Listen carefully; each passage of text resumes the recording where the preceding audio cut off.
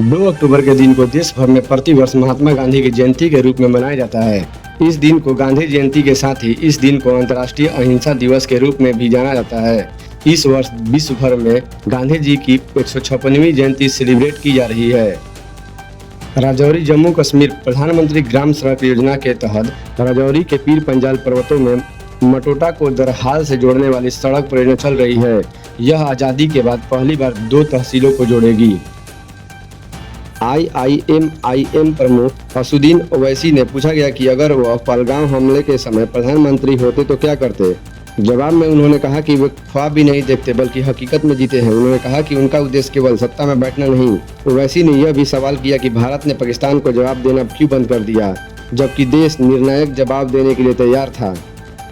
राष्ट्रपति द्रौपदी मुर्मू ने कल राष्ट्रपति भवन में आयोजित एक समारोह में राष्ट्रपति के अंगरक्षकों को डायमंड जुबली सिल्वर ट्रम्पेट और ट्रम्पेट बैनर प्रदान किया। यह सम्मान 1950 में रेजिमेंट में PGB के रूप में पदनामित होने के बाद से 75 वर्षों की शानदार सेवा के सम्मान में दिया गया है। लोकसभा के पूर्व अध्यक्ष श्री GMSC बाल योगी जी की जयंती पर संविधान सदन के केंद्रीय कक्ष में लोकसभा स्पीकर ओम बिरला ने श्रद्धा सुमन अर्पित किए। बाल योगी जी का अध्यक्षीय कार्यकाल संसदीय परिपाटियों को उन्नत बनाने के लिए जाना जाता है।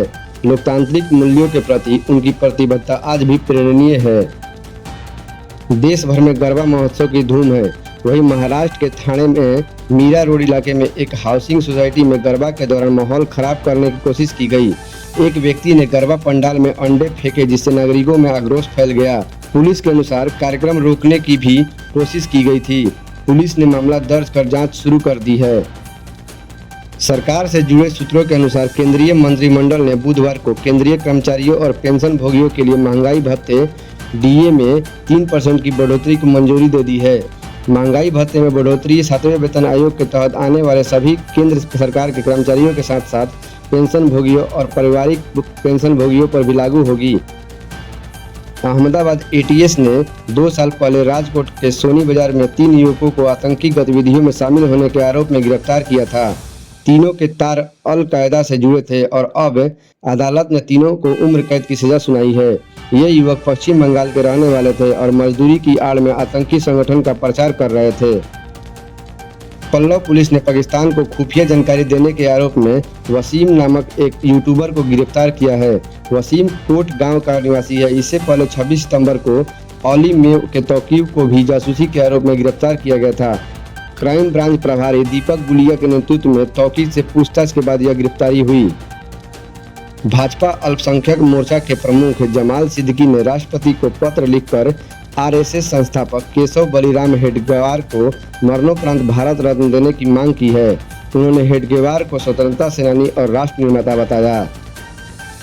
प्रधानमंत्री नरेंद्र मोदी नई दिल्ली में RAS शताब्दी समारोह में शामिल हुए। इस अवसर पर उन्होंने स्मारक टिकट और सिक्का जारी किया। PM मोदी ने कहा कि RSS ने कई लोगों के जीवन को आकार दिया है। यह कार्यक्रम RSS के इतिहास और समाज में इसके योगदान को दर्शाता है। वाहन चालकों के लिए एक बड़ी खुशखबरी है। देश भर में टोल टैक्स कम होगा। अगले हफ्ते से नए रेट लागू होने की तैयारी है। छोटी गाड़ियों को राहत के आसार हैं। NHAI के सभी क्षेत्रीय अधिकारियों को नए फॉर्मूले से रेट तय करने के निर्देश दिए हैं। राष्ट्रपति व्लादिमीर पुतिन 5 से 6 दिसंबर को भारत दौरे पर आ सकते हैं, जहां उनकी प्रधानमंत्री नरेंद्र मोदी से मुलाकात होने की संभावना है। यह शिखर वार्ता तब हो रही है जब अमेरिका ने रूस से तेल खरीदने पर भारत पर टैरिफ लगाए हैं। भारत रूस से तेल इसलिए खरीद रहा है क्योंकि परंपरागत सप्लाई यूरोप की ओर मोड़ दी गई थी। एशिया कप 2025 के तुरंत बाद ICC ने T20 बल्लेबाजियों की रैंकिंग जारी कर दी है। अभिषेक शर्मा अभी भी नंबर 1 पर बने हुए हैं। एशिया कप फाइनल में तहलका मचा चुके अभिषेक ICC T20 रैंकिंग में गद्दर काट चुक रहा है। इस वक्त उसकी रेटिंग 926 है। वह दुनिया के पहले बल्लेबाज हैं जिनकी इतनी रेटिंग अंक है। उत्तराखंड के सरकारी स्कूलों में शिक्षा क्रांति। अब शिक्षकों को मोबाइल ऐप पर मिलेगी पूरा सिलेबस। उत्तराखंड सरकार ने राज्य के सरकारी स्कूलों को हाईटेक बनाने की दिशा में एक बड़ा कदम उठाया है। राज्य शैक्षणिक अनुसंधान और प्रशिक्षण परिषद अब एक मोबाइल एप्लीकेशन के माध्यम से शिक्षकों को पूरा पाठ्यक्रम उपलब्ध कराएगी। इस ऐप में शिक्षकों को अध्ययन सामग्री, मूल्यांकन, प्रगति रिपोर्ट और प्रमाण पत्र डाउनलोड जैसी सुविधाएं मिलेगी, जिससे उन्हें कहीं भी और कभी भी पढ़ाने का अवसर मिल सकेगा। इस डिजिटल पहल के तहत शिक्षकों को हेल्पलाइन और चैटबॉट सहायता भी प्रदान की जाएगी। एनसीईआरटी द्वारा ई मैग्नेट्स और हैकेथॉन जैसी कार्यक्रम भी शुरू किए गए हैं, जिनका उद्देश्य शिक्षकों को और छात्रों को तकनीकी रूप से सशक्त बनाना है। निदेशक वंदना गोरवेल के अनुसार यह पहल शिक्षा की गुणवत्ता में सुधार लाने और डिजिटल शिक्षा को बढ़ावा देने में महत्वपूर्ण भूमिका निभाएगी। दिल्ली के स्कूलों में नया बदलाव। अब छात्र पढ़ेंगे आरएसएस और स्वतंत्रता सेनानियों के बारे में। राष्ट्र नीति पाठ्यक्रम में जोड़े गए नए अध्याय। दिल्ली सरकार ने स्कूलों की शिक्षा में एक नया अध्ययन जोड़ते हुए राष्ट्र नीति नामक एक नया शैक्षणिक कार्यक्रम शुरू किया है। इसके तहत अब छात्र 1 से 12वीं तक राष्ट्रीय स्वयंसेवक संघ आरएसएस और स्वतंत्रता सेनानी के बारे में पढ़ेंगे। शिक्षा मंत्री आशीष सूद ने बताया कि इसका उद्देश्य छात्रों को नागरिक चेतना और राष्ट्रीय गौरव का भावना विकसित करना है। नए पाठ्यक्रम में आरएसएस के संगठन, इतिहास और विचारधारा के साथ साथ संगठन द्वारा आपदा राहत और सामाजिक कार्यों में किए गए योगदान को शामिल किया गया है। साथ ही विनायक दामोदर सावरकर, श्याम प्रसाद मुखर्जी और सरदार वल्लभ भाई पटेल जैसी स्वतंत्रता सेनानियों के जीवन और योगदान पर भी अध्ययन जोड़े गए हैं। शिक्षकों के प्रशिक्षण की प्रक्रिया भी शुरू हो चुकी है। शिक्षा विभाग में बड़ा विवाद। बीएई और शिक्षक के बीच आमने सामने में नोकझोंक। दोनों ने लगाई गंभीर आरोप। मध्य प्रदेश के सरकार जिले में शिक्षा विभाग के एक बड़े विवाद में घिर गया है। विकास खंड शिक्षा अधिकारी बीईओ दीपा कीर और प्राथमिक शिक्षक शिव नारायण विश्वकर्मा के बीच 25 सितंबर को कार्यकालय में हुई तल्खी में पूरे विभाग को हिलाकर रख दिया है। बीईओ का आरोप है कि शिक्षक शराब के नशे में कार्यकालय पहुंचे और अभद्र व्यवहार किया, जबकि शिक्षक ने बीईओ पर वेतन रोकने और मोबाइल तोड़ने का आरोप लगाए हैं। शिक्षक विश्वकर्मा ने कलेक्टर को लिखित शिकायत में दावा किया है कि उनके अगस्त माह के वेतन अब तक रोका गया है और बीईओ ने उन्हें धमकाते हुए उनका मोबाइल फोन तोड़ दिया। दूसरी ओर बीईओ दीपा कीर का कहना है कि शिक्षक नशे के हालत में कार्यकालय पहुंचे और अनुचित आचरण किया। मामला अब जिला प्रशासन और पुलिस के संज्ञान में है और दोनों पक्षों के बयान के आधार पर जांच चल रही है। ओपन एआई ला रहा है टिकटॉक और एआई विकल्प पूरी तरह से बदल देगा शॉर्ट वीडियो का अनुभव। ओपन एआई सोशल मीडिया के दुनिया में एक क्रांतिकारी बदलाव लाने जा रही है। कंपनी टिकटॉक के विकल्प के रूप में एक नया शॉर्ट वीडियो ऐप विकसित कर रही है, जिसकी सबसे बड़ी खासियत यह होगी कि इसमें दिखाने वाली सभी वीडियो पूरी तरह से एआई मॉडल सोरा 2 द्वारा बनाई जाएगी। यूजर्स को अपने वीडियो अपलोड करने का विकल्प नहीं मिलेगा, बल्कि हर कंटेंट आर्टिफिशियल इंटेलिजेंस द्वारा जनरेट किया जाएगा। इस ऐप में वीडियो को अधिकतम लंबाई महज 10 सेकंड की होगी और वर्टिकल फीड डिजाइन पर काम करेगा। यूजर सेफ्टी के लिए आइडेंटिटी वेरिफिकेशन और कॉपीराइट प्रोटेक्शन जैसी सुविधाएं भी शामिल होंगी। विशेषज्ञों का मानना है कि अमेरिका में टिकटॉक पर संभावित प्रतिबंध में मद्देनजर यह ऐप एक सटीक विकल्प हो सकता है और सोशल मीडिया का भविष्य को नई दिशा दे सकता है। ओडिसी इलेक्ट्रिक ने सितंबर 2025 में तोड़ा रिकॉर्ड। 1045 इलेक्ट्रिक वाहन बेचकर रचा इतिहास। भारतीय इलेक्ट्रिक वाहन कंपनी ओडिसी इलेक्ट्रिक ने सितंबर 2025 में अपने सभी रिकॉर्ड तोड़ दिए हैं। कंपनी ने इस एक महीने में 1045 इलेक्ट्रिक वाहन बेचकर अपनी अब तक की सबसे बड़ी मासिक बिक्री का नया कीर्तिमान स्थापित किया है। यह उपलब्ध कंपनी के हाल ही में लॉन्च किए गए रेसर नियो और हाईफाई जैसे मॉडल को बाजार से मिली शानदार प्रक्रिया की नतीजा है। ओडिसी इलेक्ट्रिक के संस्थापक निमेन बोरा ने इस सफलता का श्रेय सरकार की प्रगतिशील नीतियों और ग्राहकों में पर्यावरण के प्रति बढ़ती जागरूकता को दिया है। कंपनी का हाई स्पीड स्कूटर ओडिसी सन 70 किलोमीटर प्रति घंटा की रफ्तार से और 130 किलोमीटर तक रेंज के साथ ग्राहकों के बीच खास पसंद किया जा रहा है। यह रिकॉर्ड बिक्री भारत में इलेक्ट्रिक वाहनों की बढ़ती लोकप्रियता को स्पष्ट संकेत है। बिहार स्टेट परीक्षा का शेड्यूल जारी। 14 अक्टूबर से शुरू होंगे परीक्षाएं।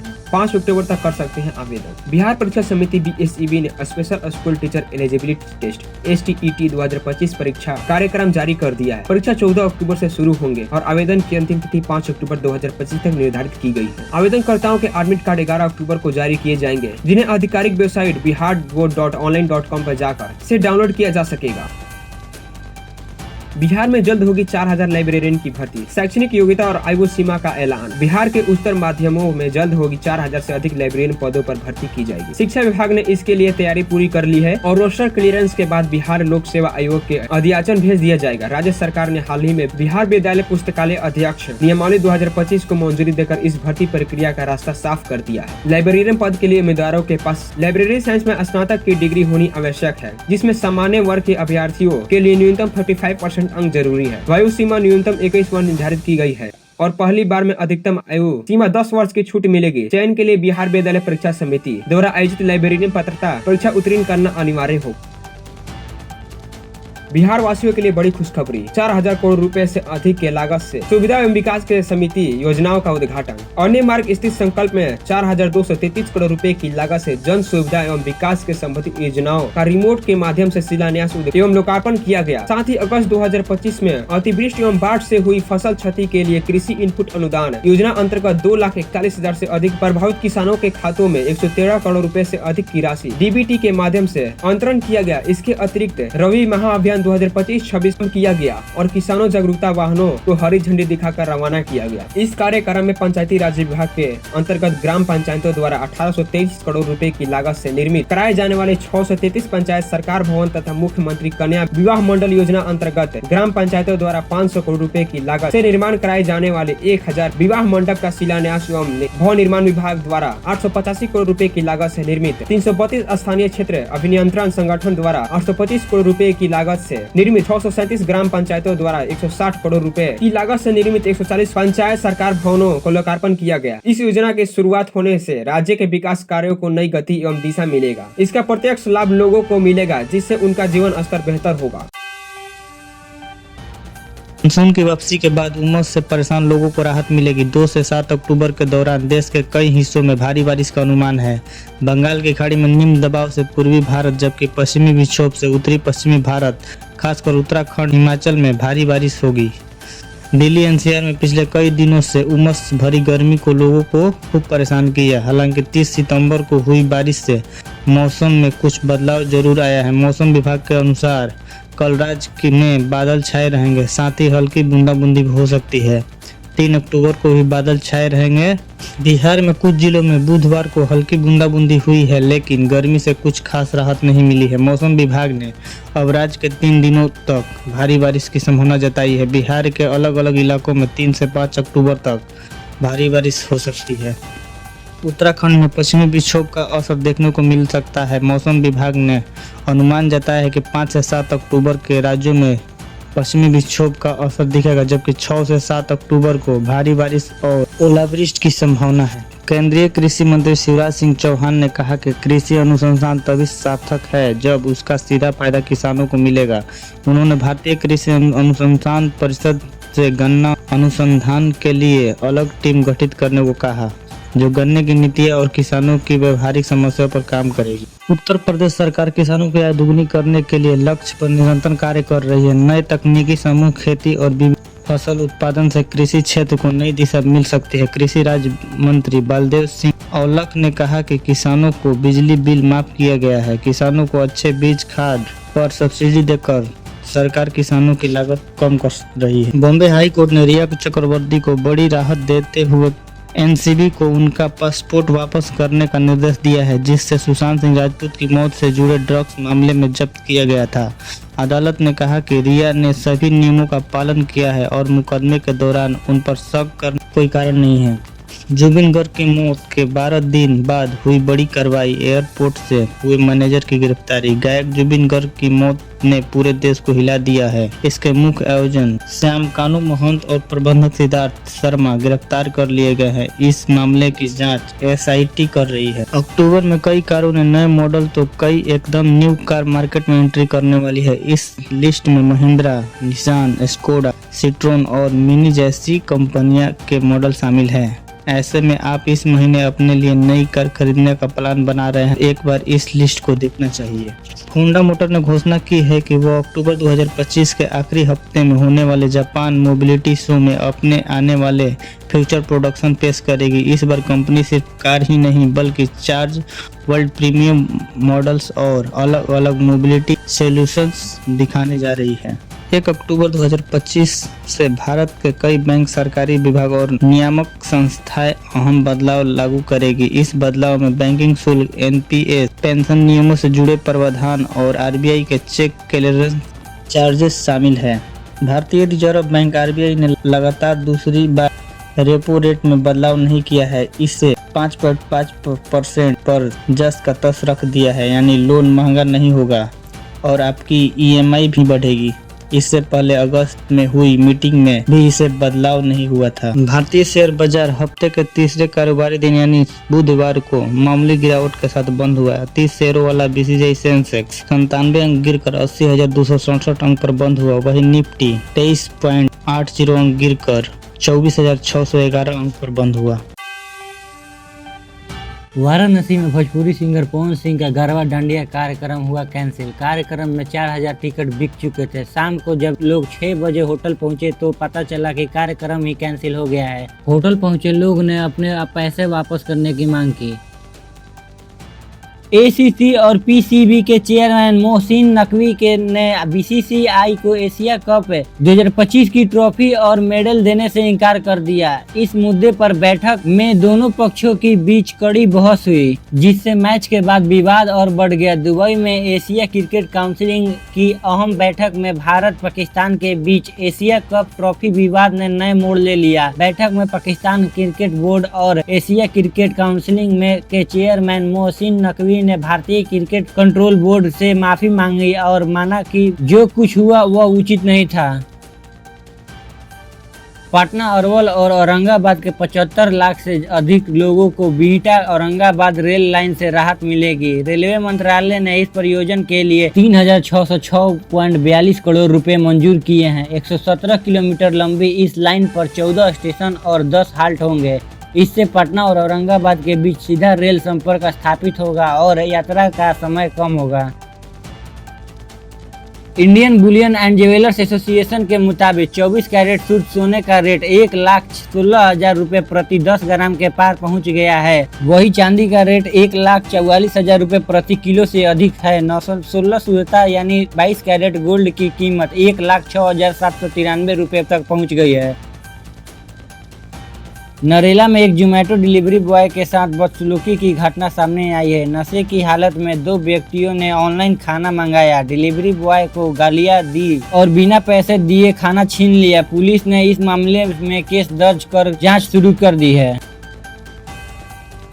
पुरानी गाड़ियों पर सख्त हुई सरकार। दिल्ली में इस दिनों से नहीं मिलेगा petrol diesel. No fuel policy के तहत ऐसे वाहन जिनकी निर्धारित उम्र पूरी हो चुकी है उन्हें फ्यूल नहीं मिलेगा। इस तरह के वाहनों को चलने से रोका जाएगा ताकि वायु प्रदूषण को कम किया जा सके। वृषभ राशि, आर्थिक दृष्टि से दिन अच्छा रहेगा। नए निवेश की योजना सफल हो सकती है। मिथुन राशि, काम में मेहनत अधिक लगेगी लेकिन अंत में सफलता मिलेगी। स्वास्थ्य पर अधिक ध्यान दें। कर्क राशि, पारिवारिक जीवन सुखद रहेगा। किसी पुराने विवाद का समाधान हो सकता है। सिंह राशि, व्यापार या नौकरी में बढ़ोतरी हो सकते हैं। आत्मविश्वास बढ़ेगा। कुंभ, धैर्य एवं स्वयं आवश्यक है। साझेदारी में सावधानी रखें।